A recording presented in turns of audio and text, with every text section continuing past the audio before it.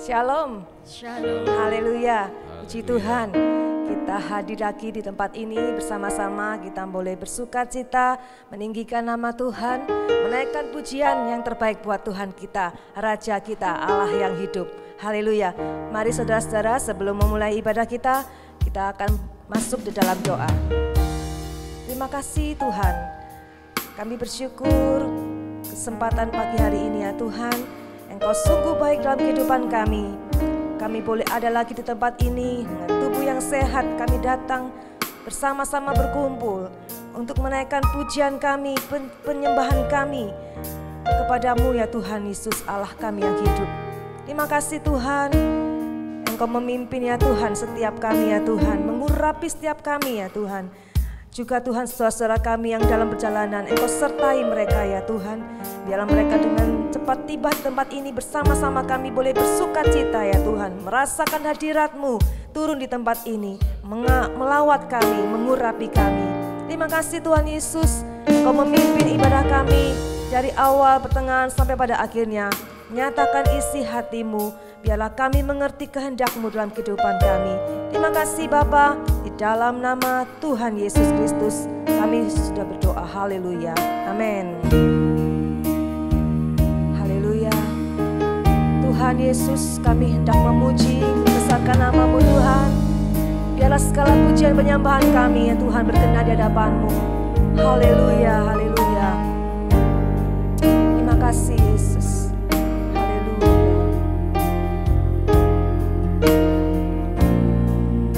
Mari kita katakan, ya Tuhanku, aku hendak bernyanyi bagi-Mu selama aku hidup, ya Allahku. Aku hendak bermazmur bagi-Mu selagi ku. Sekali lagi kita mau katakan, ya Tuhanku, ya Tuhanku, aku hendak bernyanyi bagi-Mu selama aku hidup, ya Allahku. Aku hendak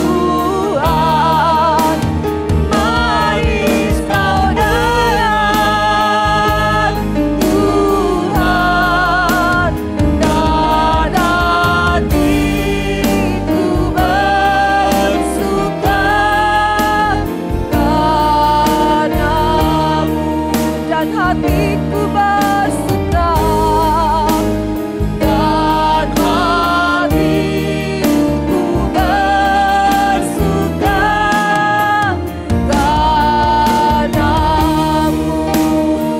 oh Tuhan, dan hatiku bersuka padamu,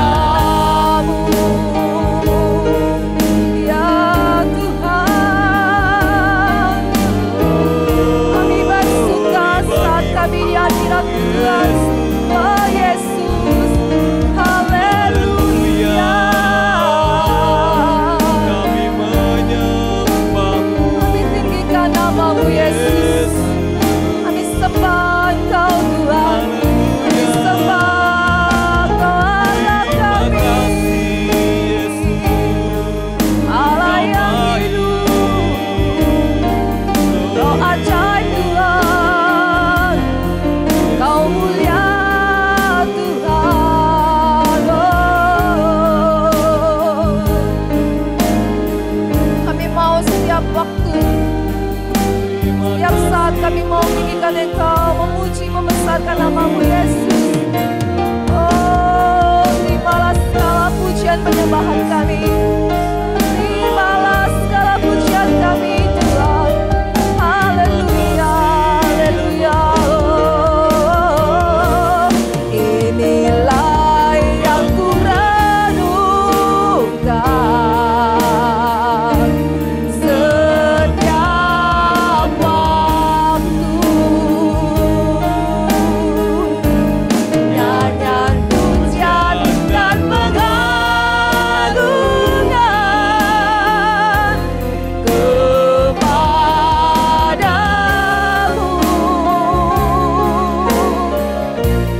Biarlah manis kau dengar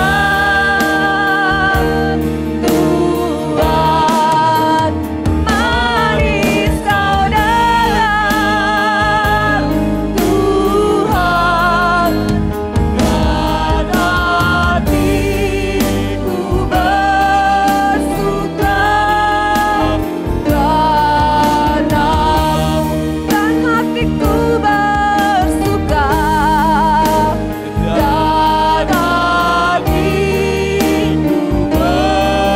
dan hatiku bersuka, dan hati. Sekali lagi, katakan dan hatiku bersuka, dan hatiku bersuka padamu. Haleluya. Beri kemuliaan buat Tuhan kita, Allah kita yang hidup. Haleluya, haleluya. Terima kasih Tuhan. Kami mau bersuka cita, meninggikan namamu. Haleluya, di dalam nama Yesus. Haleluya. Amin. Haleluya. Saudara-saudara bersuka cita pagi hari ini. amin. Mari kita mau bangkit berdiri, kita mau menyanyikan pujian buat Tuhan kita dengan sorak-sorai, dengan penuh semangat. Haleluya, haleluya.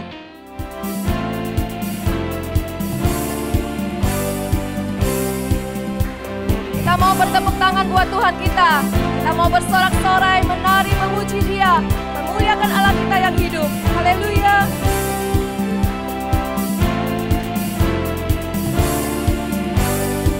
Mari semua nyanyi haleluya, nari dan melompat, lagu Raja kita besar mulia, Dia Yesus Tuhan, menebus pembebas kita. Mari semua nyanyi haleluya, nari dan melompat, untuk Raja kita besar mulia, Dia Yesus Tuhan, menebus pembebas kita. Haleluya, haleluya, ku memujimu. Haleluya, aku bebas. Hey, haleluya, sorak haleluya, ku bersuka karena Dia. Haleluya, ku memujimu. Haleluya, aku bebas. Hey, haleluya, sorak haleluya, ku bersuka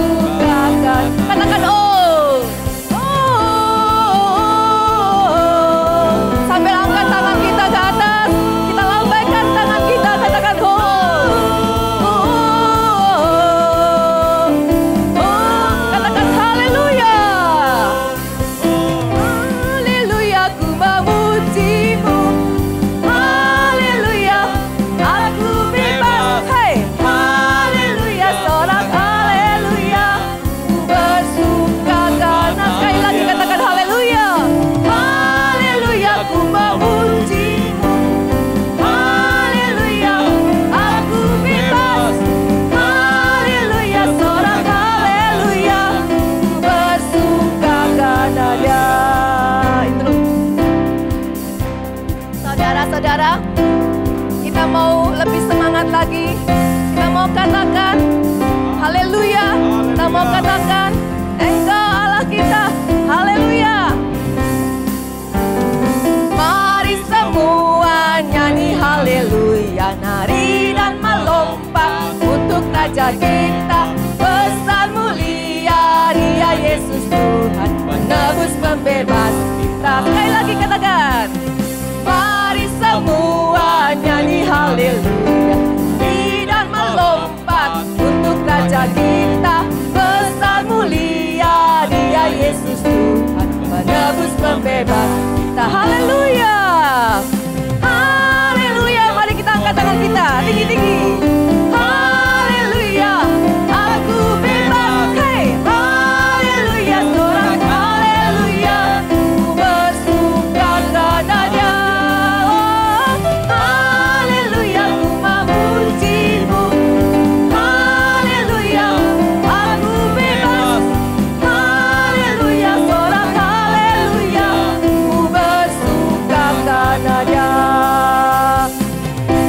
Semua nyanyi haleluya, ri dan melompat untuk Raja kita. Besar mulia Dia Yesus Tuhan, menebus pembebas kita. Dari utara sampai ke selatan, biarlah nama Tuhan dimuliakan. Biarlah semua yang bernafas memuji-muji namanya. Karena besar kasih setiamu Tuhan, karena anugerah-Mu ku diselamatkan. Yesus Ya. bersyukur Dan ku bersuka dari samanya sampai samanya. Mari semua nyanyi haleluya, ri dan melompat untuk Raja kita. Besar mulia Dia Yesus Tuhan, menebus haleluya. Haleluya, ku memuji-Mu. Haleluya, aku bebas. Hey, haleluya, sorak haleluya. Ku bersuka karenanya. Katakan haleluya. Amin, haleluya. Aku bebas. bebas. Hey, haleluya, sorak haleluya. Ku bersuka. Oh, oh,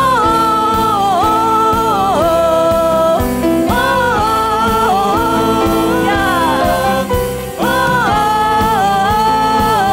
Sekali lagi kita mau ulang.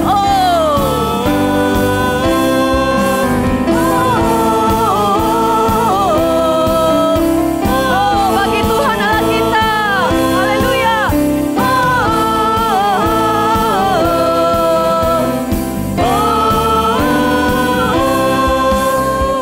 Mari semua nyanyi haleluya, ri dan melompat untuk Raja kita.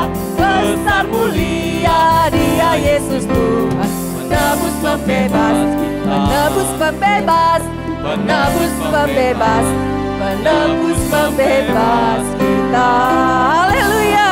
Beri kemuliaan buat Tuhan kita. Haleluya. Dia pembebas kita. Kita sudah bebas, saudara. Amin. Haleluya.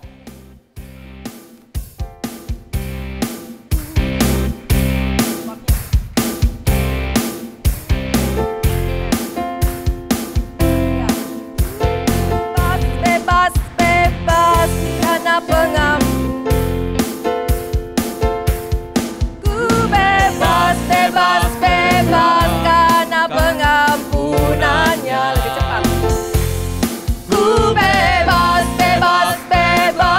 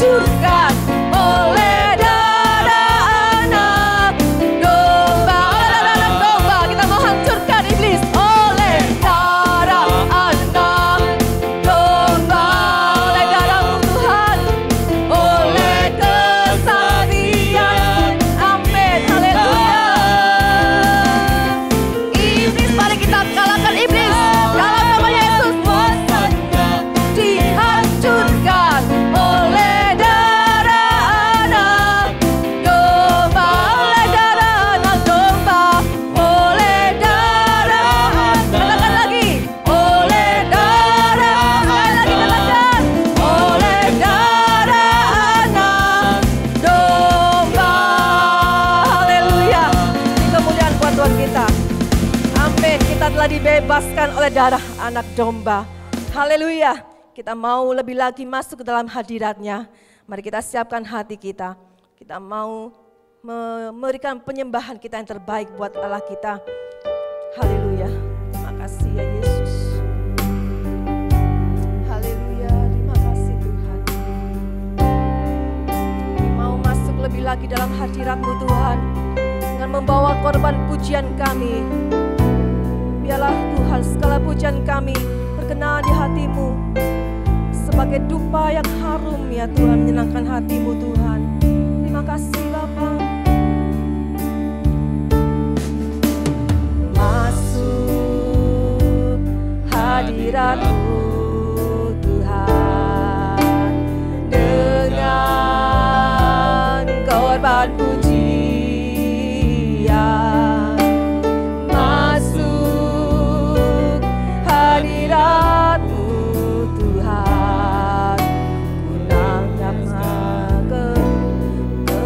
kekudusan di hadapan hadirat-Mu Tuhan. Ku nampak kedamaian di hadapan hadirat-Mu Tuhan. Ku nampak keagungan-Mu Yesus.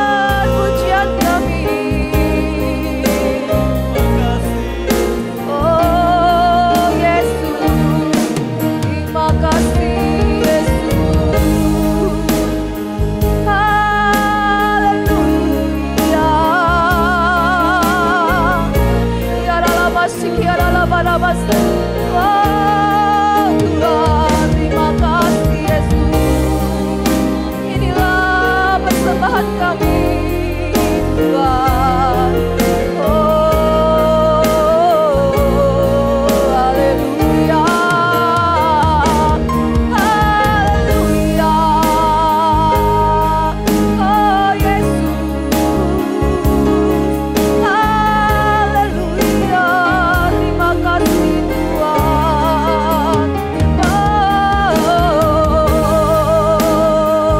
Segala pujian kami bagimu Yesus, menyembah kami bagimu Tuhan. Terima kasih Yesus, sebab Kau yang layak terima pujian kami Tuhan. Hanya Engkau saja yang layak kami puji, kami sembah. Kemuliaan hanya bagimu Tuhan. Kami tak layak menerima kemuliaan. Kemuliaan hanya bagimu Yesus. Haleluya, haleluya.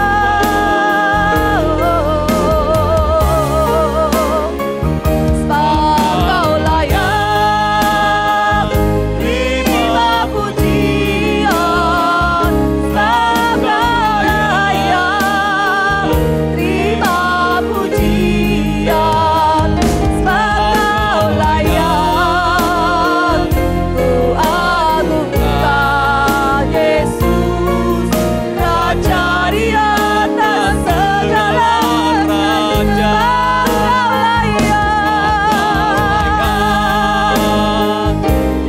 Terima pujian, sebab Kau layak terima pujian.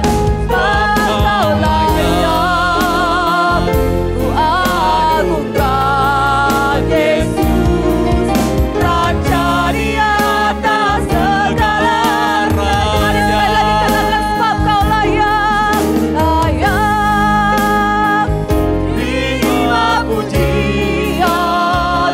Sebab Kau layak terima pujian. Mari katakan sama-sama. Kau layak Ku agungkan Yesus, Raja di atas. Satu kali lagi. Sebab Kau layak, sebab Kau layak. Amin. Oh haleluya. Sebab Kau layak terima pujian. Sebab Kau layak ku agungkan Yesus, Raja di atas segala raja. Raja di atas, Raja di atas segala raja. Oh, Raja di atas segala raja.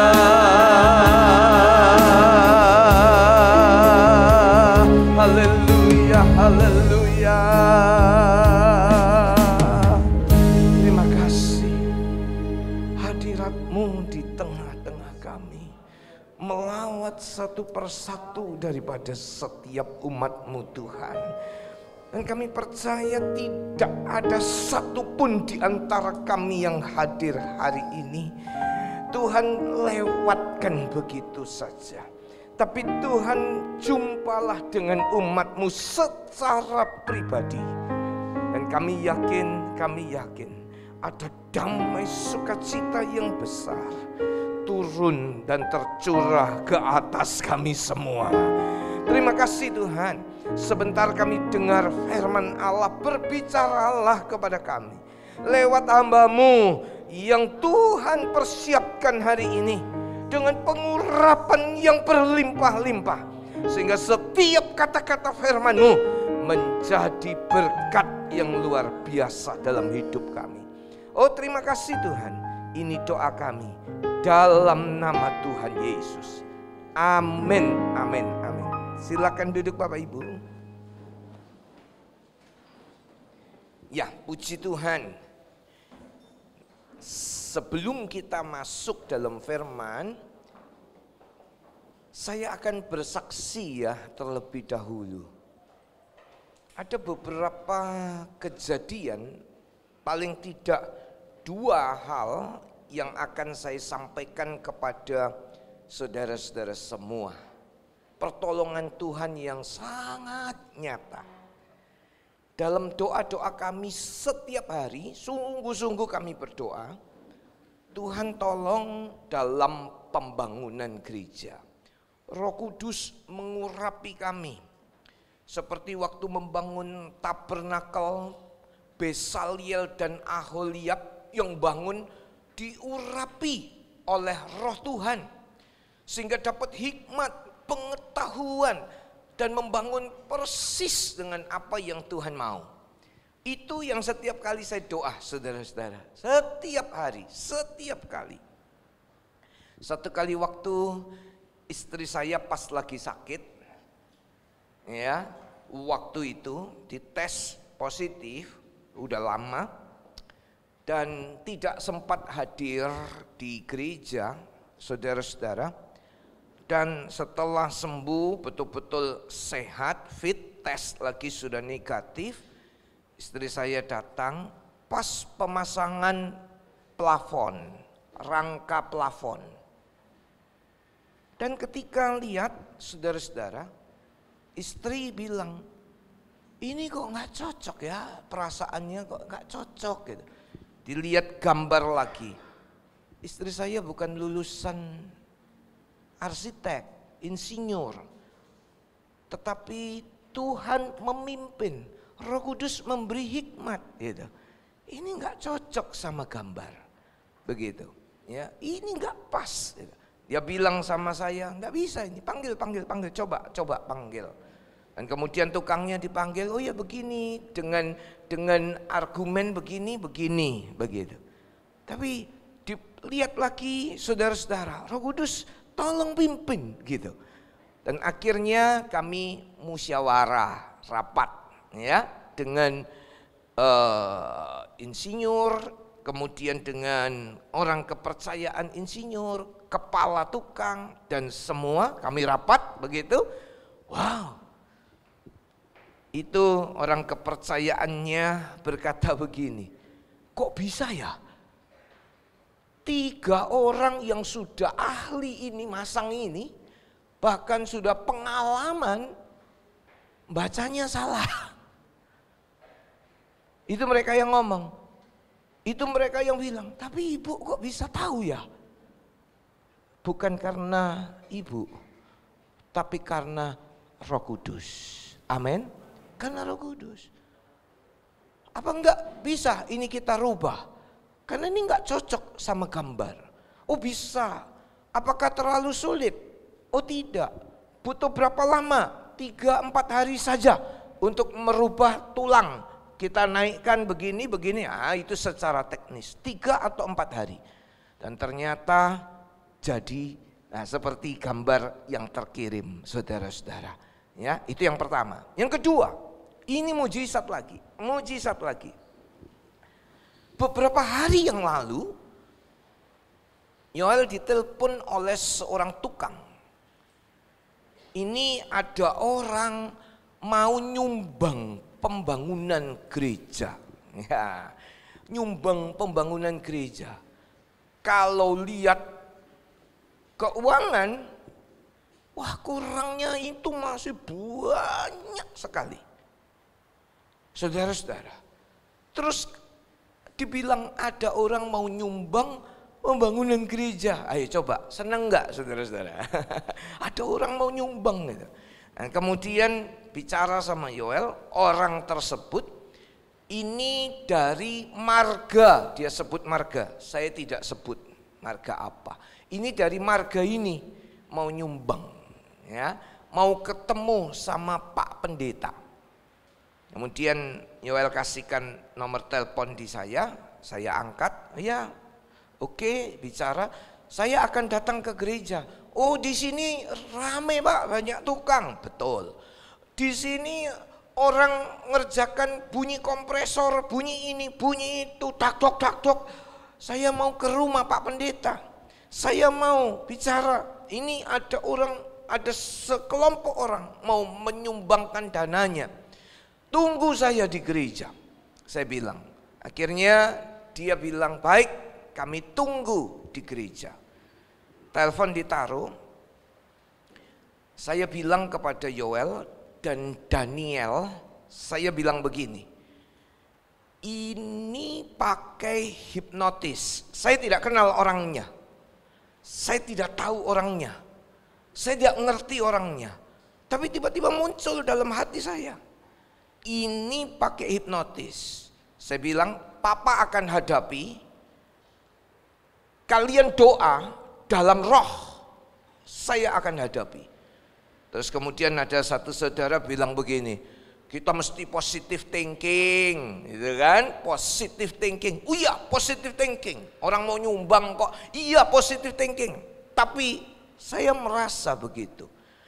Waktu kami berjalan bertiga sampai di gereja, turun dari kendaraan, saya jalan, disambut sama orang itu, saudara-saudara. Ya, orang itu dikasih tahu itu Pak Pendetanya, sambut. Kemudian, saudara-saudara, orang itu bilang, oh ini masih lama ya, masih dari jarak agak jauh itu. Orang itu masih lama. Saya berdoa dalam roh yang saya ajak, Yoel dan Daniel juga doa, bahasa roh, doa. Kita perang lawan kuasa jahat. Dan apa yang terjadi Bapak Ibu Saudara? Tangan orang itu terkepal begini, mau tos sama saya. Mau tos. Ya, dia dekat, tangannya begini. Saya ladeni, ayo tos kita. Tapi dalam hati saya teriak, dalam nama Yesus. Habis dalam nama Yesus. Pak Pendeta, saya mau pergi dulu ya Pak, sebentar ya Pak ya. Saya mau pergi dulu. Amin, saudara-saudara. Saya bilang, silakan. Dia pergi, saudara. Dia nggak dengar saya bilang dalam nama Yesus, dalam hati. Dalam nama Yesus, tos. Kuasa Tuhan bekerja. Dia menaungi kita semua. Beri tepuk tangan buat Tuhan. Saya lihat di sini, saya nggak tahu apa yang terjadi dalam dunia alam roh itu. Tapi roh jahat itu ada. Kita harus lawan.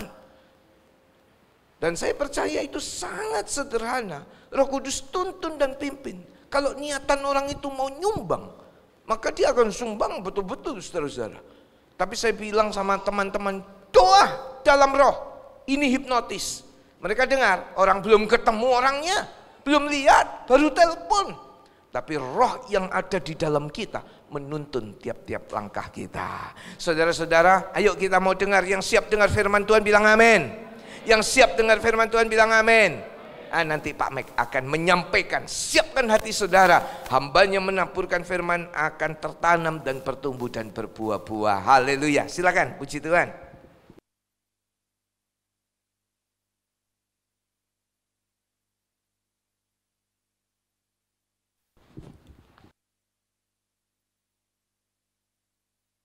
Selamat pagi semuanya, salam. Yuk kita berdoa terlebih dahulu. Kami mengucap syukur untuk pagi ini yang Tuhan sudah berikan bagi kami. Kesempatan kami memuji memuliakan Tuhan. Dan kami mau beribadah Tuhan kepadamu untuk mendengarkan firman-Mu. Kiranya mengurapi kami, memberkati kami. Setiap firman yang keluar dari mulut hamba-Mu, Tuhan yang menyempurnakan melalui Roh Kudus-Mu. Sehingga kami mengerti akan firman-Mu. Terima kasih untuk semuanya Tuhan. Kami serahkan ibadah ini di dalam nama Yesus kami bersyukur. Haleluya. Amin. Saudaraku, puji Tuhan, pagi ini saya kemarin sudah sampaikan sedikit di dalam doa malam. Saudaraku, saya akan ulang, jadi beberapa dari saudara belum mendengarkan, karena ini ada satu pelajaran yang bagus bagi kita semua, dan ini juga pelajaran bagi saya, saudaraku, dan saya banyak mengalami ketika saya mulai merenungkan firman-firman ini, dan itu menjadi kenyataan di dalam kehidupan saya, saudaraku. Ya, saya suka kalau sharing itu mengenai kehidupan pribadi saya, apa yang menjadi pengalaman saya, apa yang sudah terjadi, dan saya juga melihat orang-orang sekitarnya mengamati, seperti Musa, saudaraku, mengamati orang-orang di sekitarnya. Makanya Musa mengambil umur manusia adalah 70 sampai 80 tahun. Setelah itu timbul kesusahannya ketika dia mengamatin, saudaraku, penduduk di Israel, rakyat di Israel, dia mengamati terus. Umurnya mulai berkurang dan dia mengambil rata-rata, saudaraku. Jadi setiap hidup kita itu mengalami satu fase demi fase, satu step demi step, ya, satu kejadian demi kejadian. Kita baca dulu di dalam Lukas 16 ayat 10. Saya akan bacakan firman ini, saudaraku. Barang siapa setia dalam perkara-perkara kecil, ia setia juga dalam perkara-perkara besar.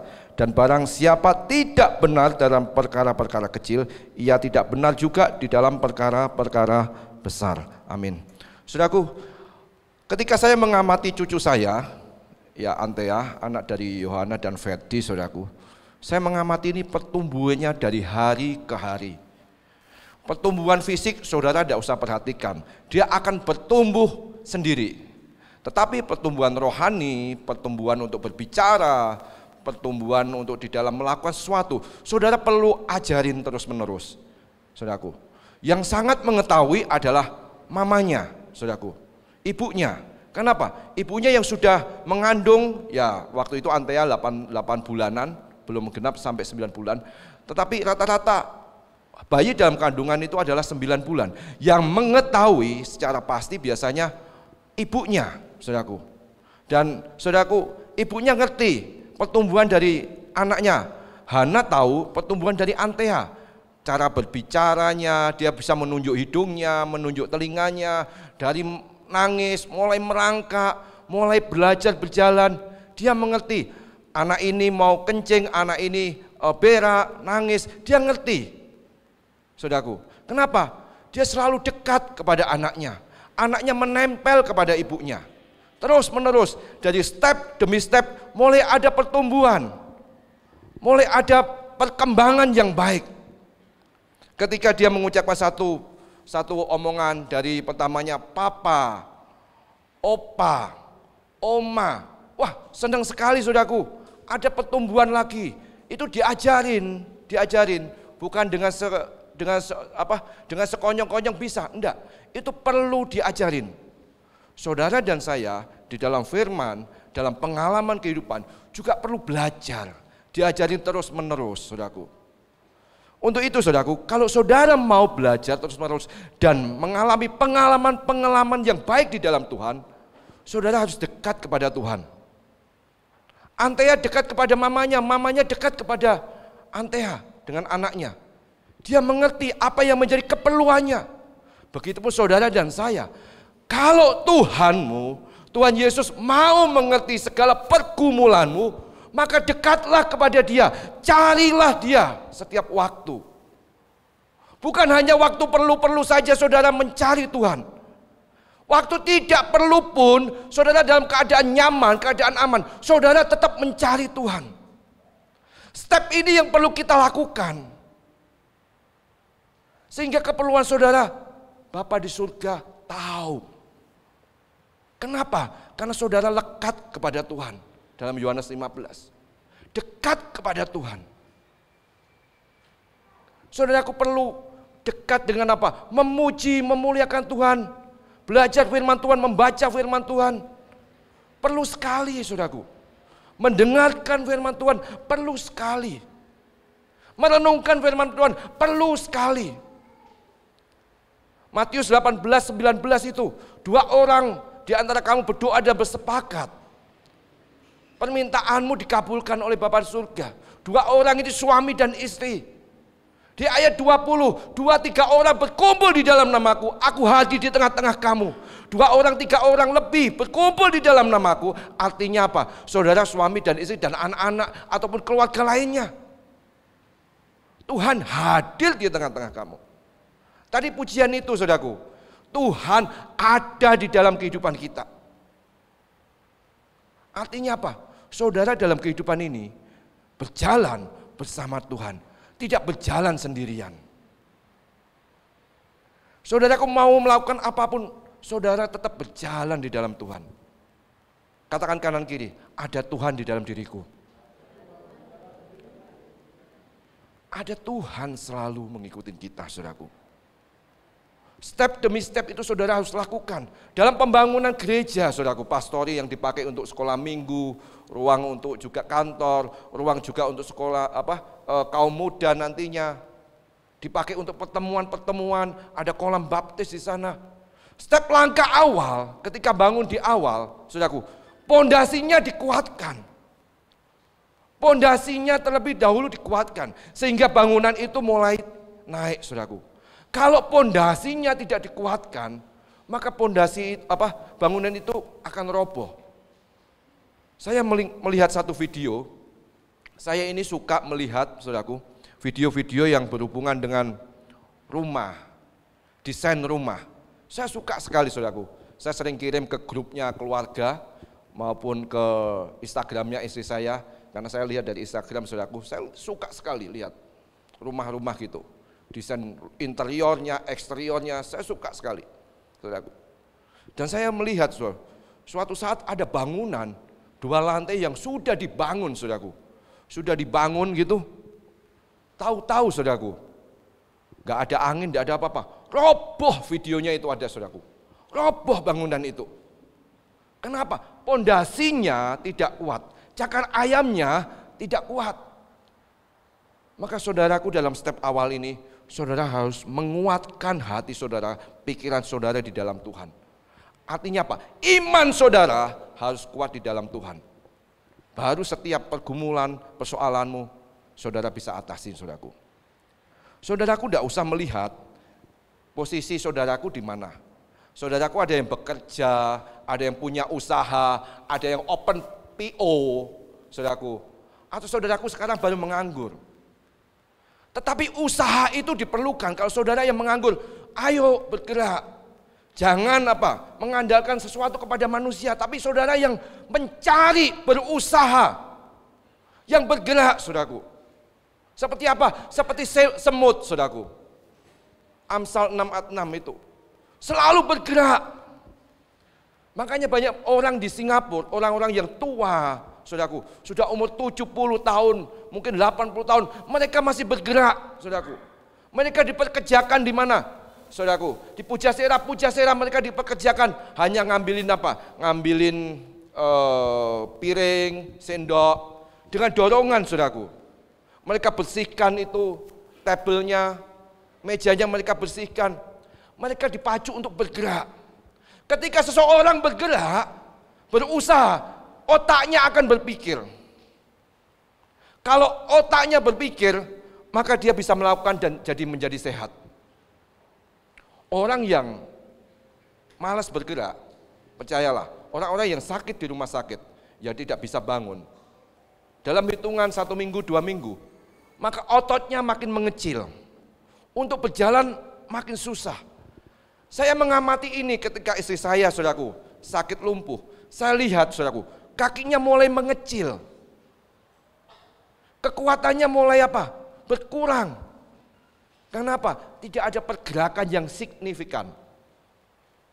Kalau saudara bergerak, ada pergerakan yang signifikan, maka saudaraku, step awal, step selanjutnya, step kedua, ketiga, dan selanjutnya, saudara akan bisa melakukan. Ketika saya naik, tadi saya loncat, saya naik tangga, saudaraku, di rumah saya tidak bisa, dari step pertama saya langsung step ketiga saya loncat. Bisa, tapi bahayanya besar. Saya harus menaiki anak tangga yang pertama terlebih dahulu saya injak. Baru kedua, ketiga, keempat, dan selanjutnya sampai atas. Bisa enggak, Pak, untuk langsung loncat? Bisa, saudaraku, loncat. Tapi bahayanya lebih besar. Maka sekarang ini, dalam pergumulanmu, dalam posisi apapun, saudaraku, percayalah, yakinilah bahwa posisi yang sekarang saudara ada, itu Tuhan punya rencana yang besar. Kalau saudara bisa melewati satu posisi ini, saudara akan naik ke posisi selanjutnya. Tidak usah lihat kanan kiri, wah enak ya orang ini ya, enak ya bapak ini ya, enak ibu ini ya posisinya. Enggak usah, saudara bersyukur dengan posisimu sekarang ini, saudaraku. Jangan iri, jangan membandingkan hidupmu dengan orang lain. Banyak dari kita itu membandingkan hidup kita dengan orang lain. Sehingga ketika kita membandingkan, kadang mempunyai iri hati. Kadang kejengkelan itu masuk, iblis mulai masuk, ada celah yang kita buka ketika saudara membandingkan hidup saudara dengan orang lain. Kalau orang lain menjadi motivasi saudara tidak apa-apa. Tapi dalam membandingkan hal yang negatif, saudara berpikir, ya, orang ini bisa mendapatkan suatu harta dari mana? Saudara mulai mencari-cari. Itu yang berbahaya. Kenapa? Iblis akan masuk di dalam kehidupan saudara, hati saudara. Jangan iri saudaraku kepada orang lain.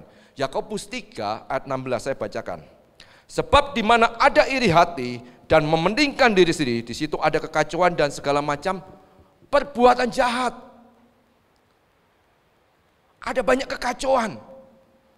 Pikiran saudara tidak menjadi apa? Damai sejahtera. Tetapi ketika saudara bersyukur dengan kehidupan saudara, maka yang terjadi adalah iblis tidak gampang masuk di dalam kehidupan saudara. Saudara menjagai hati saudara sendiri. Saudara menjagai pikiran saudara sendiri. Sehingga kehidupan saudara tetap ada damai sejahtera. Orang yang mempunyai damai sejahtera itu enak. Kenapa? Berpikirnya lebih enak. Berpikirnya lebih mudah. Untuk melakukan segala sesuatu lebih gampang. Daripada saudara ketika diliputi dengan emosi-emosi. Saudaraku, nanti kita belajar Kain dan Habel. Kain iri dengan adiknya Habel. Kenapa? Persembahan Habel diterima. Karena dia memberikan apa? Anak sulung dari peliharaannya, kambing dombanya. Sedangkan dari Kain, dia apa? Memberikan ini, dia pemburu saudaraku. Dan dia memberikan pertanian, hasil pertaniannya. Dan tidak diterima. Sehingga dia marah kepada Habel. Sehingga akhirnya saudaraku, terjadilah pembunuhan yang pertama, saudaraku. Kain dan Habel. Kita nanti berbicara mengenai Yusuf. Yusuf itu diiri oleh 11 saudaranya, karena dia totalnya ada 12 anak. Yusuf diiri oleh 11 orang saudaranya. Sehingga ada pemikiran mau membunuh Yusuf, saudaraku.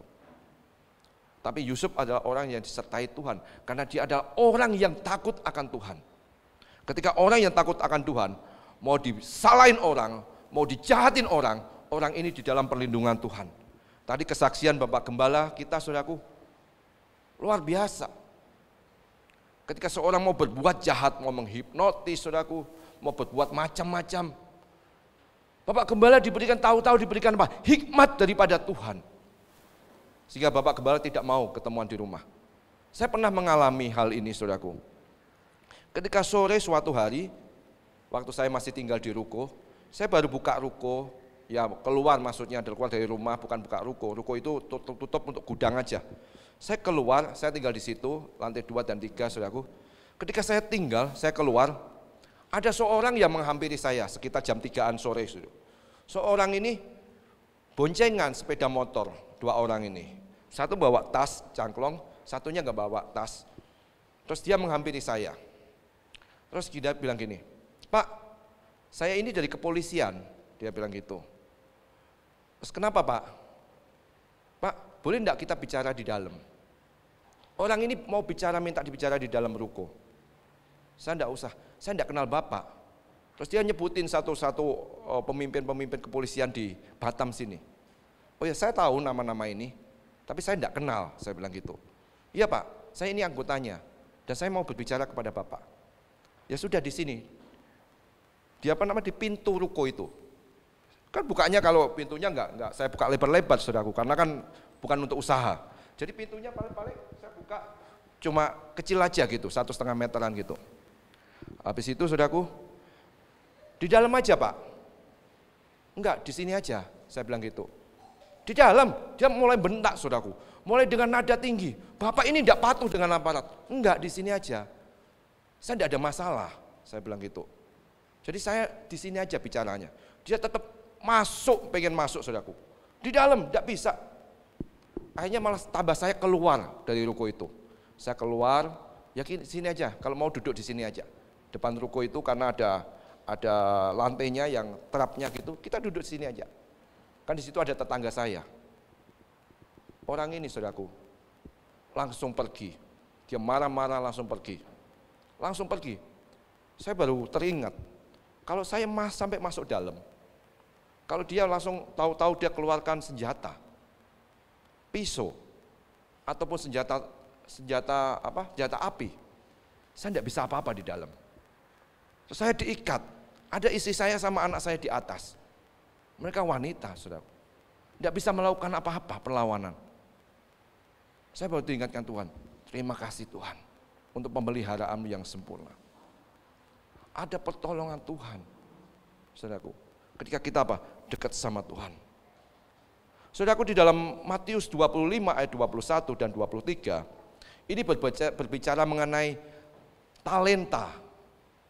Saudara diberikan berapa talenta sekarang? Step saudara ini sekarang berapa? Jangan melihat 1 talenta, 2 talenta, dan 5 talenta. Talenta yang saudara sekarang miliki itu berapa? Saudara yang bisa mengukur. Kalau saudara sekarang bekerja misalnya di dalam percetakan, kembangkanlah percetakan itu. Jangan berpikiran dari percetakan saudara mau buka usaha lagi makanan. Dari percetakan saudara mau buka lagi usaha misalnya saudaraku mau nge-grab. Gak usah. Fokus dulu dengan usaha sekarang. Kembangkan dulu dengan usaha sekarang. Kuatkan dulu dengan usaha sekarang. Kalau semuanya bisa berjalan dengan baik, bisa menghandle dengan baik, saudara boleh mengembangkan hal-hal yang lain. Saudara sekarang ibu rumah tangga, ya gak apa-apa kerjakan ibu rumah tangga. Ibu rumah tangga, wanita itu lebih kuat daripada pria. Wanita itu lebih kuat daripada pria. Kalau ada persoalan, ibu rumah tangga ini lebih kuat. Makanya ketika saya dikasih cucu saya suka gendong cucu saya, tapi hanya sebentar, untuk seneng-senengan. Paling 10 menit, 15 menit, paling lama 30 menit. Coba kalau saya ditinggalin, Pak titip ya Antea ya, 2 jam, saya pasti gak betah. Gak betah saudaraku. Saya suruh tidur aja paling-paling. Suruh cepat tidur, saya pasti sambil main HP. Tapi wanita dia kuat. Ketika masih bayi, bangun tengah malam dia bisa, mamanya. Kalau laki-laki, orang yang lemah sebenarnya. Memang secara fisik lebih kuat. Tetapi secara mental, laki-laki itu lebih lemah. Tapi makanya itu Tuhan tahu apa yang menjadi keperluanmu, apa yang menjadi kekuatanmu, apa yang menjadi kelemahanmu. Yang 1 talenta, dia hanya komentar, dia hanya berkata-kata. Saudaraku, ya 1 talenta dia bilang, Tuhan bengis, Tuhan jahat. Tuhan mengambil yang bukan menjadi bagian Tuhan. Tetapi yang 2 talenta dan 3 talenta, dia mengusahakan talenta itu. Dia mengusahakan sehingga yang 2 talenta dia mendapatkan 2 talenta lagi. Yang 5 talenta dia mendapatkan 5 talenta. Orang yang melakukan dari kecil bisa diberi tanggung jawab, maka dia akan diberikan lebih banyak tanggung jawab yang lebih besar. Kalau posisi saya suruh menghandle misalnya 500 karyawan, 1000 karyawan, saya belum mampu, saya belum bisa. Yang saya bisa handle, ini loh bagianmu ya segini, 20 karyawan ya 20 karyawan dulu. Saya tidak bisa langsung, buka perusahaan yang besar, karyawannya banyak. Belum bisa, karena talenta saya belum mencukupi. Talenta tapi ini bisa dikembangkan. Asal saudara mau berbicara, saudara mau belajar dari orang-orang yang berpengalaman. Yang 5 talenta dan 2 talenta Tuhan katakan, saudaraku, saya bacakan aja. Engkau telah setia dalam perkara kecil, aku akan memberikan kepadamu tanggung jawab dalam perkara yang besar. Dalam sekolah, saudara juga harus seperti itu. Kerjakan dulu yang menjadi tanggung jawabmu. Belajar dengan baik. Main gamenya dikurangin. Boleh enggak main game? Boleh, tapi dikurangin. Bukan main gamenya lebih banyak daripada pelajaran sekolah. Karena tanggung jawabmu bukan main game. Tanggung jawabmu adalah sekolah. Dalam bekerja juga gitu. Tanggung jawabmu bukan hanya ngopi, ngobrol di tempat kafe. Tanggung jawabmu adalah pekerjaanmu terlebih dahulu. Saudara kerjakan itu, saudaraku. Maka saudara akan diberikan tanggung jawab yang lebih besar, saudaraku. Ya. Setiap kita jangan melihat orang yang di atas, tapi orang yang sejajar maupun orang yang di bawah. Orang bisa bersyukur ketika saudara mempunyai mobil. Orang bisa bersyukur ketika saudara mempunyai motor. Orang bisa bersyukur ketika hanya mempunyai sepeda. Orang bisa bersyukur ketika dia berjalan kaki. Orang ini bisa bersyukur kenapa? Ketika melihat ke bawah. Orang yang berjalan kaki, dia melihat ketika ada orang yang tidak bisa berjalan di kursi roda. Orang yang di kursi roda bisa bersyukur ketika dia melihat orang yang masuk di ICU. Tidak bisa apa-apa. Bersyukurlah dengan posisimu sekarang. Jangan membandingkan dirimu dengan orang lain yang lebih tinggi. Bersyukurlah dengan kehidupanmu, saudaraku. Kita belajar, saudaraku, cerita mengenai Yusuf ini. Ya. Yusuf ini diiri oleh saudara-saudaranya. Hati-hati dengan namanya iri hati, saudaraku. Janganlah hatimu iri kepada orang-orang yang berdosa, tetapi takutlah akan Tuhan senantiasa, karena masa depan sungguh ada dan harapanmu tidak akan hilang. Amsal 23, 17 dan 18. Saudara mungkin belajar boleh dari orang-orang yang boleh berpengalaman. Saya belajar terus, saya upgrade terus, saudaraku.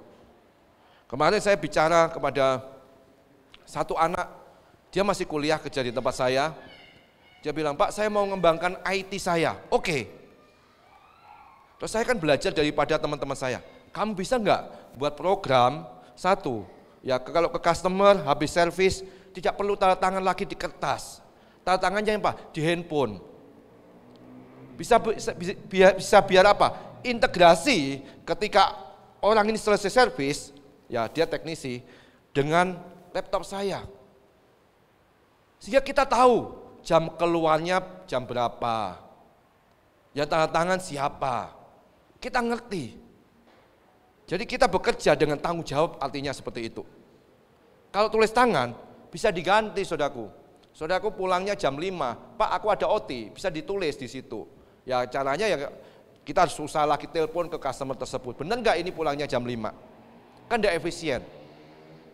Terus saya bilang, bisa nggak kamu buatin web space-nya untuk perusahaan kita?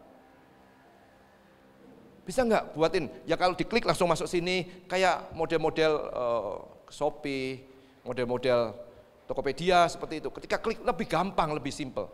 Makin hari itu kehidupan kita dibuat makin simple sebenarnya. Tapi makin ribet ketika orang tidak mau belajar.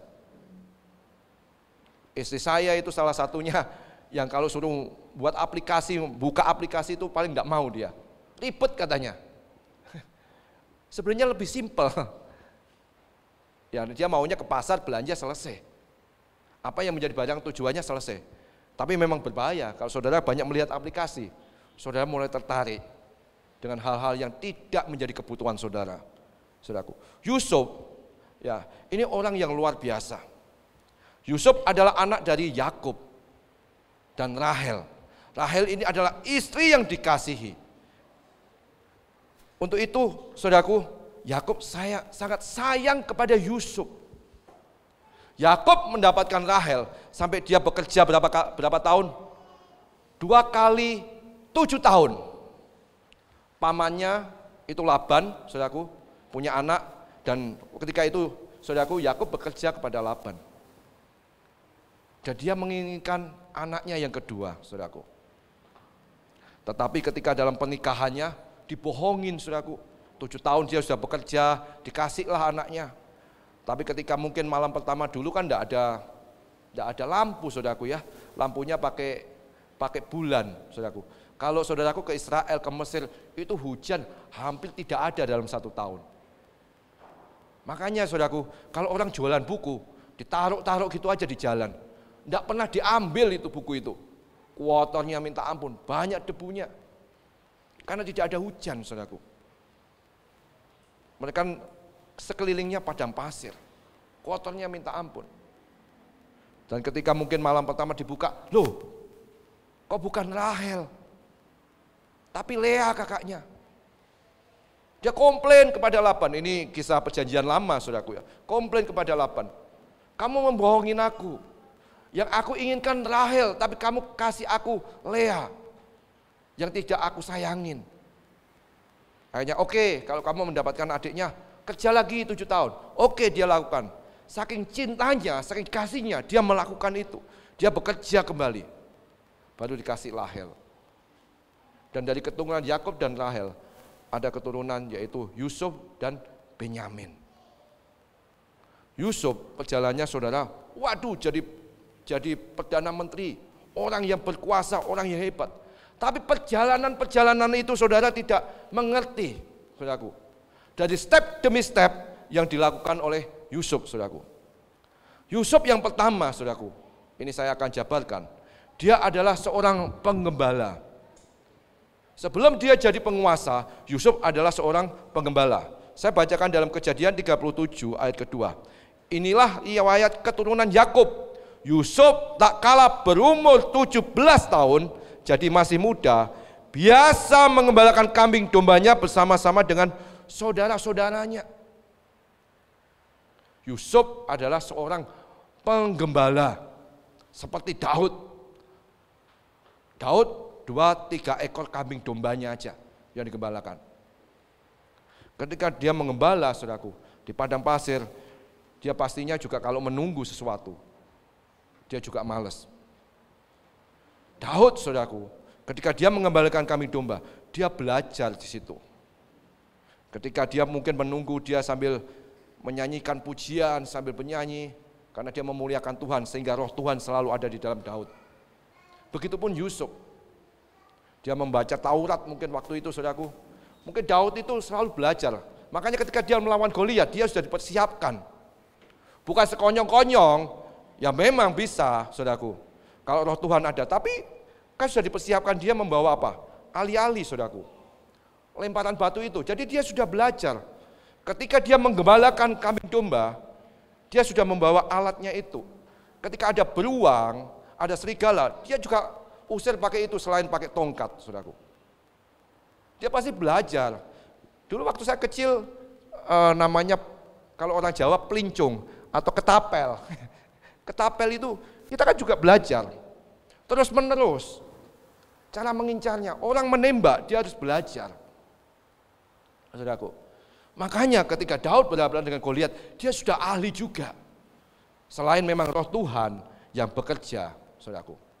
Tapi dia belajar cara menggunakan ali-ali itu bagaimana, cara mengetapel itu bagaimana. Dia lakukan ketika dia mengembala, saudaraku. Satu pekerjaan yang berat itu adalah menunggu. Pengembala ini menunggu kambing dombanya, dibiarin di padang rumput gitu, dia menunggu. Saya baca satu ilustrasi, saudaraku. Pekerjaan dari pemadam yang paling menyusahkan dia, yang melelahkan dia, yang banyak pemadam, orang yang bekerja di pemadam stres, bukan karena memadamkan api atau menolong korban. Memadamkan api atau menolong korban mungkin 1 jam, 2 jam selesai. Pekerjaan paling melelahkan, yang menekan kehidupan mental mereka, adalah pekerjaan menunggu katanya. Ketika tidak ada kebakaran, mereka menunggu di kantor, saudaraku. Tidak ada yang dilakukan. Dia hanya menunggu ada telepon masuk, mereka langsung bergegas cepat, saudaraku. Dan menunggunya kapan waktunya? Nggak tahu. Nggak bisa diprediksi. Orang rumah kebakaran bisa tengah malam, bisa pagi hari, bisa siang hari, bisa sore hari. Nggak bisa diprediksi. Dan itu yang membuat dia apa? Was-was. Kalau ada kebakaran, kalau ada bencana, baru ada panggilan, mereka baru mulai bekerja. Tapi ketika nggak ada, mereka hanya menunggu. Dan itu pekerjaannya membosankan. Istri saya kalau suruh menunggu 5 menit, 10 menit di bank, males dia. Ditinggal pulang. Mendingan tidak usah ke bank lah, bank besok lagi. Waktu kosong. Pekerjaan paling tidak enak itu memang pekerjaan menunggu. Saudara juga seperti itu kan. Saudara kalau ke Singapura, saudaraku, nunggu MRT-nya, MRT sudah ada jamnya, 3 menit datang, 5 menit datang. Sudah ada waktunya. Tapi kalau saudara waktu rame untuk cek paspor, Itu menunggu paspornya, kalau di hari libur bisa 2 jam, 3 jam. Kemarin anak saya dibilangin sama temennya, anak mantu saya, kamu tahun baru mau kemana, Fer? Terus dia asal ngomong, ke Singapura. Ditertawai sama teman, mau ke Singapura kamu? Ya sudah, 3 jam lah kamu di situ. Hah, benar ya 3 jam? Kalau hari libur, antrian bisa sampai luar, mengular, saudaraku. Kemarin itu ada penerimaan pekerja, luar biasanya, sampai dihentikan kan di hari pertama. Yang diterima saya baca di situ 1.900 orang dari berapa? 19 perusahaan. Yang dimaunya 1.900 orang. Yang mendaftar ada ribuan, mungkin bisa puluhan ribu itu. Mereka berdesak-desakan. Akhirnya dihentikan karena ada yang pingsan, beberapa yang pingsan. Mereka mulai tidak tertib lagi karena banyak kejadian. Kemarin di Malang yang meninggal 135 orang lebih, terus di Itaewon yang ada di Korea Selatan yang meninggal 150-an orang. Terus ada lagi saudaraku yang di jembatan itu di mana di India itu meninggal juga banyak, 130 orangan lah juga. Banyak orang yang meninggal. Akhirnya dihentikan pekerjaan itu. Mereka menunggu yang tidak ada kepastiannya. Saya pernah mengalami ini, saudaraku. Ketika saya mau mengumpulkan ini istri saya sebagai saksinya. Ketika saya pertama kali datang ke Batam, saya mau mengumpulkan map, saudaraku. Map ini isinya apa ya? Isinya kurikulum vitae saya. Saya mau mendaftar sebagai operator. Saya sebutin di mana sih? Di Sinkom itu. Yang Panasonic itu. Saya mau mendaftar, saudaraku. Saya naik angkutan, saudaraku. Angkutan ini, Metro Trans ya. Naik angkutan, saya berhenti di Simpang Franky. Dulu jalannya cuma satu aja, sekarang jadi bagus. Ini jalan ini cuma satu aja, sekarang jadi bagus. Dulu jalannya masih jelek, saudaraku. Saya berhenti Simpang Franky, mobil itu berhenti sana karena tidak ada yang lurus, saudaraku. Saya sama istri jalan kaki. Jam 12 siang saya jalan kaki. Pagi saya sudah berangkat, saudaraku. Jam 8 saya berangkat. Karena waktu itu dibutuhkan sekitar 500 operator. Pertama kali buka itu tahun 2002. Tahun 2002 itu buka. Saya mau ngumpulkan map ini, gak bisa. Yang daftar ribuan juga. Mau ini dibentak-bentak sama security. Sana-sana, belum ada dibuka.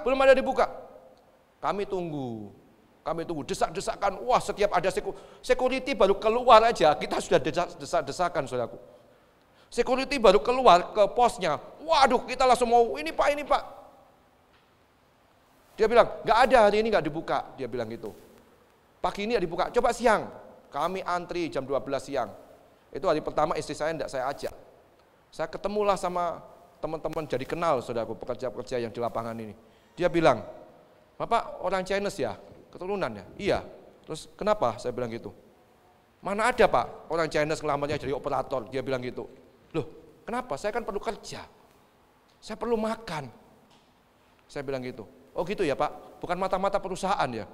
Diomongin seperti itu, serius saudaraku. Dikira saya ini mata-mata perusahaan mengawasi mereka. Enggak, saya perlu kerja sebagai operator. Hari pertama enggak bisa, pulanglah kami, saudaraku. Pulanglah kami ke Bengkong, ke kos-kosan.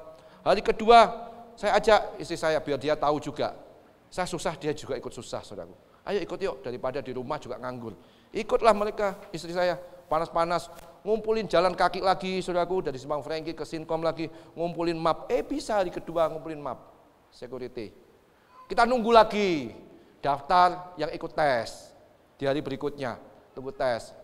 Ada nama, besok datang lagi. Ikut tes. Tes ikut. Ilmu logika, kelihatannya saya bisa ilmu logika. Saya lumayan waktu SMA ini, saudaraku. Bodohnya waktu kuliah, kan tidak sampai, saudaraku. Ya, ketika saya ikut tes, bisa, saudaraku. Tetapi tetap tidak masuk. Saya diomongin sama teman-teman yang lain, ya ini benar apa enggak. Tapi kemungkinan iya. Kamu kalau bisa masuk ke dalam, itu harus ada orang dalam katanya. Dan saya punya teman HRD ya, saya tidak sebutkan namanya. Saudara kalau saya sebutkan namanya, beberapa kenal. Itu manajer di Muka Kuning. Untuk masuk menjadi operator di Muka Kuning, berapa biayanya? Bayarnya 3,5 juta sampai 4 juta. Nyogok. Untuk mau kerja, belum kerja ini, mau masuk kerja, sudah dimintain uang. Saudaraku, mau enggak? Kalau mau oke. Dia bilang seperti itu. Uang dari mana? Ya anak-anak ini sudah dari kampung, saudaraku, dari Medan, ya dari Sumatera, dari Jawa mereka datang ke sini. Dia sudah ngomong sama keluarganya bahwa dia ngomong dengan bapak ibunya, aku akan kerja di Batam, aku sudah bekerja. Lah kalau tidak dapat kerjaan, malu dia pulang lagi. Akhirnya dia apa? Dia bayar. Dia masuk, saudaraku. Kasihan orang-orang ini. Tapi kiranya saudara mendapatkan hikmat. Banyak kok pekerjaan-pekerjaan yang memang benar pure. Saudaraku, tidak meminta apapun. Karena keahlian saudara, karena pengalaman saudara. Masuk tentara, masuk polisi juga seperti itu, saudaraku. Intinya tetap hidup sesuai dengan firman Tuhan. Yang kedua, Yusuf ini budak. Saudaraku, Kejadian 37 ayat 28, saya bacakan aja yang langsung aja. Kemudian dijual kepada orang Ismail. Sama teman-temannya, sama saudaranya, Yusuf dijual kepada orang Ismail. Saya minta tolong dari jual atau itu nanti kasih kode ya. Karena jamnya mati, saya tidak tahu nanti terlalu lama. Ya, dijual, dia jadi budak, dijual kepada orang Ismail, orang Midian. Oh sudah dikasih kode, saudaraku. Ya, dijual kepada orang Ismail, orang Midian.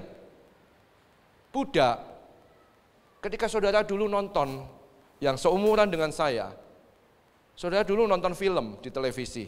Setiap minggu siang ada judulnya Little Missy. Ya, film keluarga. Itu budak dijual belikan, pekerja dijual belikan. Mereka dicambuk, mereka disuruh bekerja, saudaraku. Yusuf pun seperti itu, dijual belikan. Dia juga dijual setelah dari keluarganya, dari saudara ke orang Ismail, dijual kembali kepada siapa? Potifar. Pegawai dari Fir'aun yang ada di Mesir, saudaraku. Yang ketiga, Yusuf ini pendatang atau WNA. Dia dari Israel dijual kepada di Mesir. Saya ini pendatang, Bapak Gembala pendatang. Rata-rata di sini yang umurnya di atas 50 tahun, rata-rata pendatang. Jarang orang yang dari Batam asli, lahir dari Batam. Anak saya orang Batam, lahir di Batam. Beberapa anak-anak ini anaknya Pak Gabi orang Batam, lahir di Batam. Lihatnya dari mana? Dari akte kelahiran. Saya lahirnya mana? Di Jepara. Istri saya di Semarang. Bapak pendeta saudara, pendeta saya di Surabaya. Bang Rifan enggak tahu saya di Sulawesi. Ya, Bang Nanda di Lampung ya. Ya saya sedikit tahu, saudaraku.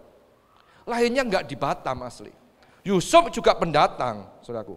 Kami pendatang, tapi ketika kita mau dekat sama Tuhan, Roh itu tetap ada di dalam diri saudara. Batam, bila Anda tiba akan siapa? Bukan menangis. Bila Anda tiba akan menang. Bila ada Tuhan akan menang. Batam. Hal-hal yang positif perlu kita gemakan, saudaraku. Yang keempat, Yusuf ini pelayan. Dalam Kejadian 39 ayat 4, ia boleh melayani dia. Ini melayani siapa? Potifar. Semua yang di rumah ini dalam penguasaanmu. Penguasaanmu. Tidak disebutkan juga ya. Di situ undang-undangnya istriku juga tidak ada ngomong. Kecuali istriku tidak ada ngomong. Tapi Yusuf tahu. Yusuf orang yang takut akan Tuhan. Ketika istri Potifar, nyonya Potifar, membuka kesempatan kepada Yusuf untuk berzina, Yusuf tetap tidak mau. Aku harus hidup suci di hadapan Tuhan. Tuhan itu punya satu garis, satu hukum yang kuat, saudaraku.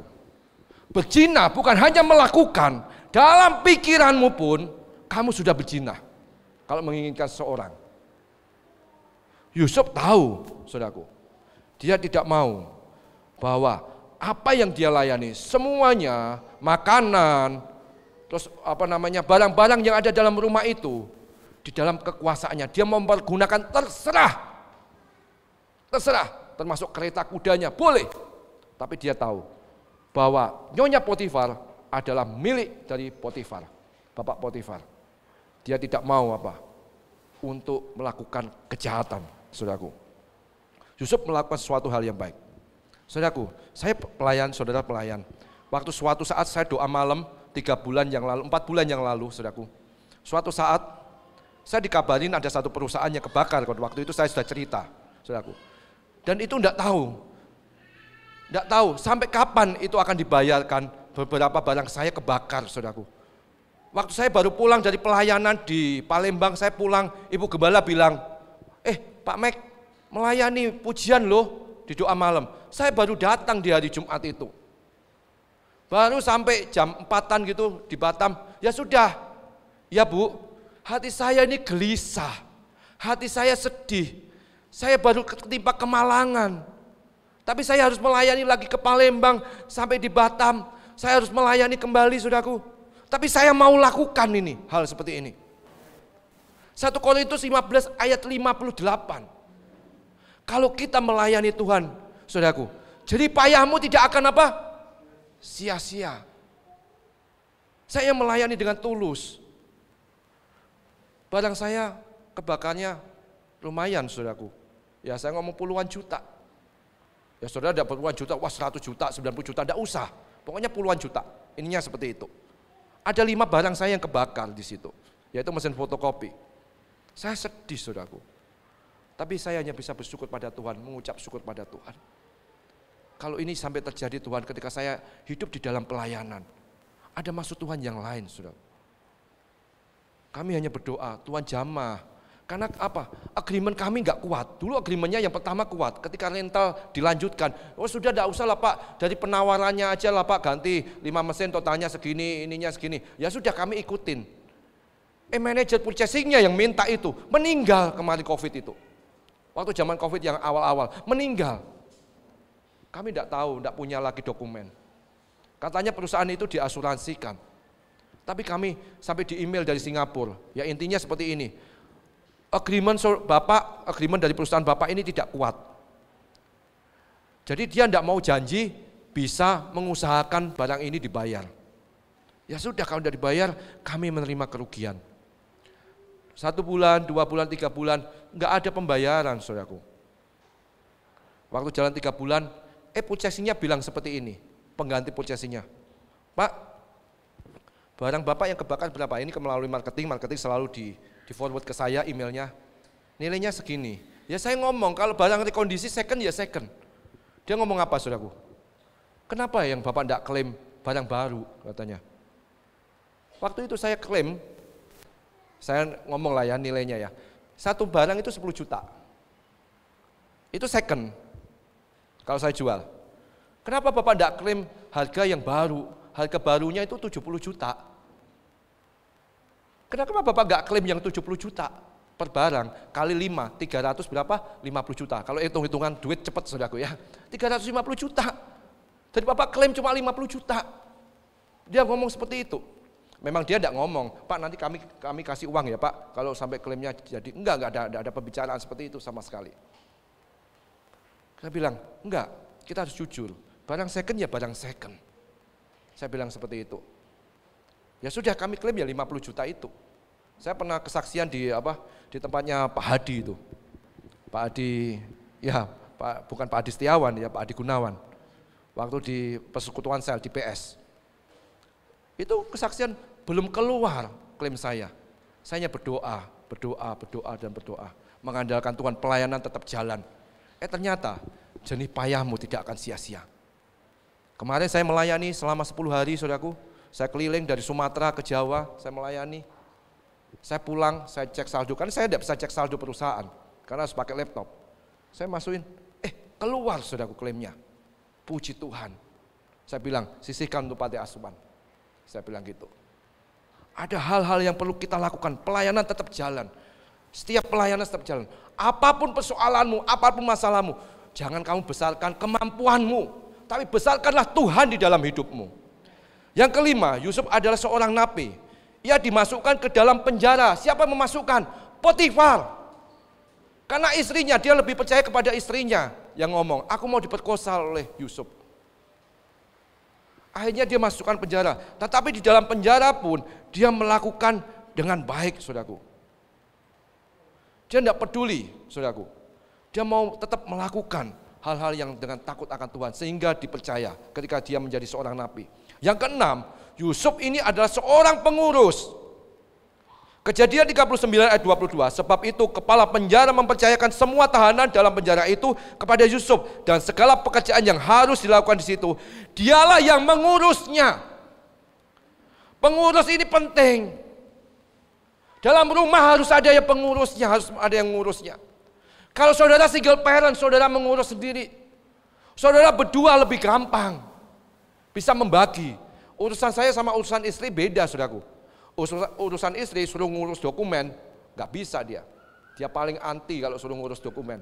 Kemarin saya baru ngurus paspor, saudaraku. Ya saya belum foto, tapi saya mengurus sendiri, saudaraku. Bagian dokumen bagian saya. Bagian pekerjaan yang berat, pekerjaan itu bagian saya. Istri hanya mengurus apa? Dananya, saudaraku. Ini saudaraku, satu kesaksian yang bagus. Ketika mau jadi pengurus yang baik, saudaraku. Saya punya teman dekat, teman sangat dekat. Dia kerjaannya kontraktor. Waktu itu dia disuruh renovasi satu perusahaan di Tanjung Uncang. Iya, dia datang ke sana, saudaraku.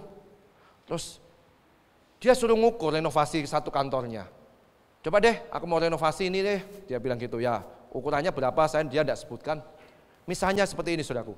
Dia ukur ini 5 meter. Biasanya ini dari tulang ke tulang ini 5 meter. Dia ukur, saudaraku. Diukur cuma 4,92. Kalau saudaraku jadi kontraktor, saudaraku ngomong berapa ukurannya? Kadang orang diomong 5 meter, Pak. Biar gampang kan? Biar gampang. Berapa sih 5 meter, Pak, diukur? Dia enggak. Dia bilang, Pak, ukuran saya ukur 4,92 dari sana ke sini. Kurang dari 5 meter. Saya sama pimpinan komisaris perusahaan itu dicatat ternyata, saudaraku. 4,92. Dan tagihannya tetap 4,92. Bukan digenapkan 5 meter. Dari kejujurannya itu, saudaraku. Teman saya ini seorang kontraktor. Sekarang dijadikan apa? Saya merinding, saudara. Dijadikan direktur operasional perusahaan itu. Nilainya berapa perusahaan itu? Puluhan triliun. Bukan miliar, saudaraku. Puluhan triliun asetnya. Kantornya di mana? Di Singapura. Setiap ada proyek, nilainya TTT, saudaraku. Perusahaan migas, oil and migas 5 besar di Indonesia. Teman saya ini, saudaraku, sekarang sebagai kontraktor dia serahin, memang kontraktornya masih dia serahin kepada anak buahnya. Dia sekarang sering pergi ke Jakarta meeting, ke Singapura, karena kantornya di Singapura. Dia sekarang jadi direktur operasional. Saudara. Kenapa? Kejujuran. Kalau saudara mengurus kehidupan saudara dengan jujur, maka Tuhan akan mengangkat kehidupan saudara. Yang ketujuh, pengamat. Yusuf ini mengamatin. Temannya juru minum, juru roti, dia mengamati dengan baik. Kesedihannya dia mengamatin, terus dia mendoakan, terus dia mengartikan mimpinya. Saudaraku, kalau saudara mau mengamati seseorang, saudara mau, saudaraku, mengasihi seseorang, saudara akan diberkati Tuhan. Ketika saya mendoakan seorang, saya teringat, saudaraku, ketika Jumat Agung, habis selesai Jumat Agung, saya mendoakan seorang di rumah sakit, teman saya sakit. Habis mendoakan yang sini, terus yang sebelah dengar saya memuji, Bapak orang Kristen ya, boleh enggak saya didoakan? Ini polisi, dia adalah kepala sekolah yang ada di Tanjung Batu atau mana? Kepala kepolisian Polda Kepri. Dia sakit, saudaraku. Boleh enggak, Pak? Kami didoakan. Dia salah satu gereja di sini, saudaraku. Tapi dia bilang, kami enggak pernah pergi gereja selama 1 tahun ini. Oke. Buka sekalian kodenya, kami nyanyi menyembah Tuhan, kami perjamuan kudus, tambah lagi 2 menit ya, saudaraku. Setelah itu, saudaraku, kami bagi perjamuan kudus. Dia berdoa, kami berdoa, saudaraku. Puji Tuhan, selesai. Dia nangis, saudaraku. Dia nangis, polisi ini orang yang kuat di dalam militer. Dia nangis. Kami pulang sama istri saya, baru pulang dipanggil lagi. Pak, sini Pak. Terus dia, saya bersyukur Bapak ingatkan saya untuk kembali kepada Tuhan. Karena saya sampaikan firman Tuhan, saudaraku. Bapak ingatkan saya untuk kembali kepada firman Tuhan. Saya saat ini minta ampun kepada Tuhan dan mau balik kepada Tuhan. Kalau saya diberi kesembuhan, saya mau balik ke gereja lagi, melayani lagi. Saudaraku, beberapa hari kemudian, hari Senin kalau tidak salah, saya dikabarin teman saya yang sebelahnya ini. Teman saya ini sembuh, saudaraku. Orang yang kepala kepolisian ini meninggal, saudaraku. Meninggal. Tapi saya percaya, rohnya dia sudah dipulihkan. Hidupnya dia sudah dipulihkan bersama dengan Tuhan. Mau mengamati dan mau mengasihi. Yang selanjutnya adalah pengelola. Pengelola ini juga sangat penting, saudaraku. Kalau saudara kelola keuangan saudara, saudara bisa mengatur semuanya itu. Saya kemarin membaca 4 orang meninggal dalam satu keluarga di Jakarta, Kalideres. Polisi bilang ini kelaparan. Tapi menurut logika saya langsung baca ini tidak masuk akal. Di Indonesia tidak kelaparan seperti mungkin di Ethiopia ada apa. Bisa makan. Minimal minum air keran aja nggak mati. Bagaimana bisa kelaparan katanya 3 minggu tidak makan katanya. Satu keluarga ini orang Kristen kelihatannya. Karena namanya nama-nama Kristen gitu. Katolik atau Kristen gitu. Bagaimana bisa kelaparan sampai mati? Satu keluarga loh. Kalau satunya mati masa berbarengan 4-4-nya mati. Memang di situ tidak ditemukan racun dalam tubuhnya. Tapi ini ada sesuatu, sekte yang salah, pengajaran yang salah. Ini kelihatannya pengajaran yang salah. Mereka percaya itu. Saudaraku, jadi jangan sampai saudara dibelokkan oleh pengajaran-pengajaran yang salah. Yang terakhir, Yusuf ini penguasa. Dia berkuasa, engkaulah menjadi kuasa atas istanaku dan kepada pemerintahku, seluruh rakyatku akan taat. Yang ngomong siapa ini? Fir'aun ngomong kepada Yusuf. Engkau menjadi kuasa atas seluruh tanah Mesir. Yusuf menjadi siapa? Seorang perdana menteri. Orang yang bodoh di dalam dunia akan membalikkan dunia ini. Saudara jangan menganggap diri saudara bodoh. Saudara jangan menganggap diri saudara ini tidak berarti. Saudara dan saya adalah orang yang berarti di hadapan Tuhan dan di hadapan sesama. Tadi Bapak Gembala sampaikan, Ibu Gembala bukan sekolah arsitek, sekolah desain. Saya bukan sekolah arsitek, saya lulusan SMA. Tapi ketika saudara dekat sama Tuhan, maka hikmat Tuhan itu akan menyertai. Dan Tuhan memberikan jalan demi jalan. Satu pemain musik boleh maju ke depan. Saya bacakan dalam 1 Korintus 27 ayat 28. Tetapi apa yang bodoh bagi dunia dipilih Allah untuk memalukan orang-orang yang berhikmat. Dan apa yang lemah bagi dunia dipilih Allah memalukan apa yang kuat. Dan apa yang tidak terpandang, saudara jangan memikir tidak terpandang sekarang ini. Yang hina bagi dunia dipilih Allah. Bahkan apa yang tidak berarti dipilih Allah untuk meniadakan apa yang berarti. Artinya saudara, punya hikmat, punya Tuhan yang kuat, punya Tuhan yang luar biasa dalam kehidupan saudara, maka kehidupan saudara akan dimenangkan dan menjadi berkat bagi sesama. Tuhan berkati kita semua. Haleluya. Kita nyanyikan satu pujian. Musim akan selalu berganti. Terima kasih Tuhan. Musim-musim kami Tuhan ada sekarang ini, tapi kami percaya pada posisi kami saat ini adalah posisi yang terbaik yang Tuhan berikan, izinkan kepada kami. Kami tidak mau menyerah.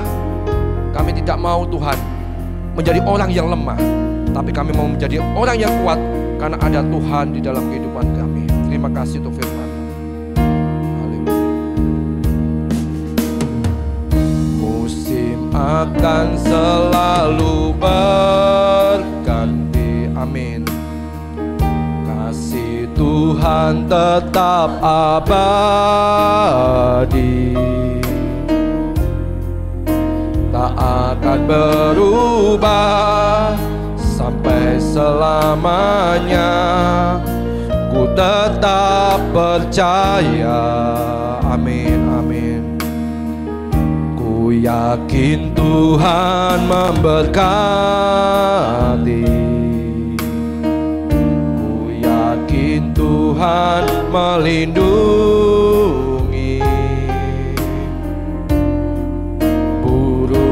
Udara terpelihara karena kasih-Nya.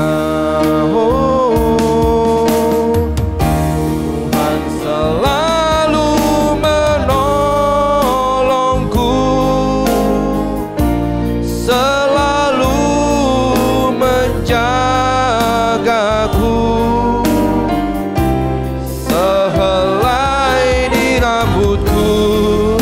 tak akan terjatuh tanpa seizin-Mu.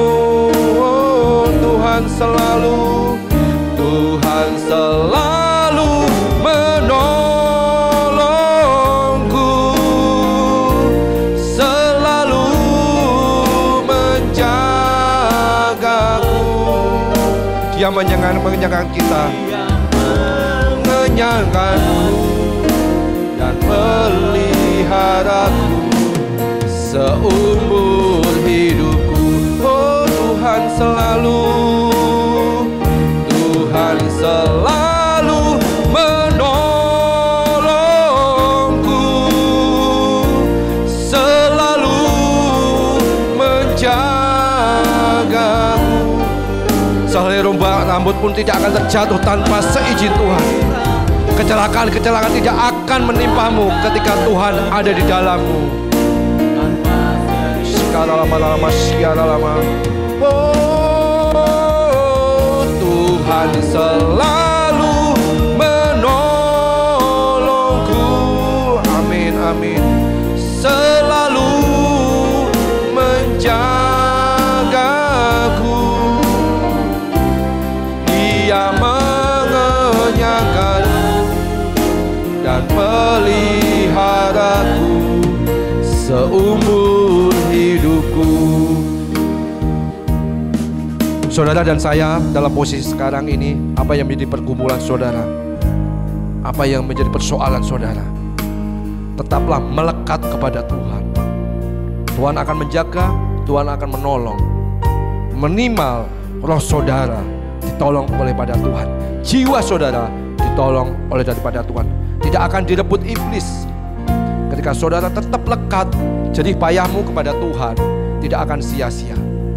Ketika saudara mau menabur juga, jerih payahmu tidak akan sia-sia. Kerjakanlah itu semua di dalam Tuhan. Syukurilah itu semua di dalam Tuhan. Kehidupan saudara menjadi perhatian di dalam Tuhan. Tuhan tidak kurang panjang tangannya, tidak kurang cermat pendengarannya dan matanya setiap melihat saudara. Dan Tuhan akan menolong ketika saudara tidak tinggal di dalam dosa. Artinya apa? Saudara hidup kudus, hidup selalu mengandalkan Tuhan, selalu belajar ke dalam Tuhan, dan selalu lekat kepada Tuhan. Tuhan akan menolong kehidupan kita semua.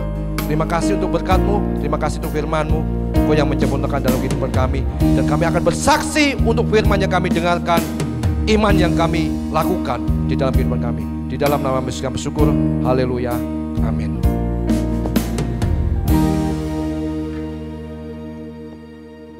Puji Tuhan, kita semua sudah dengarkan firman Tuhan. Kiranya Anda dan saya boleh setia dari hal yang kecil. Amin. Mari kita bangkit berdiri. Haleluya, haleluya, haleluya. Terima kasih Tuhan buat kesempatan pada pagi hari ini. Seluruh umat-Mu boleh belajar firman-Mu. Kami mengambil contoh tentang Daud, tentang Yusuf. Bagaimana Tuhan pakai hidup mereka. Tuhan percayakan hal-hal yang luar biasa. Dan kami tetap setia. Meskipun hal-hal yang kecil kami setia. Dan Tuhan terus tambahkan hal-hal yang besar dalam hidup kami.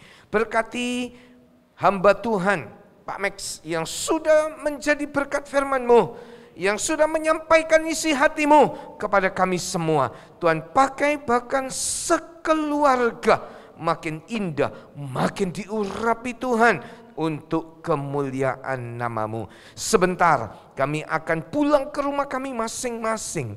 Kami mohonkan berkat Tuhan dicurahkan. Kiranya berkat kasih Allah Bapa, anugerah putranya yang tunggal Tuhan Yesus Kristus, dan persekutuan di dalam Allah Roh Kudus turunlah menyertai saudara-saudara semua pagi hari ini, bahkan sampai Tuhan Yesus datang kembali dalam nama Tuhan Yesus Kristus. Kiranya Engkau memberkati aku berlimpah-limpah.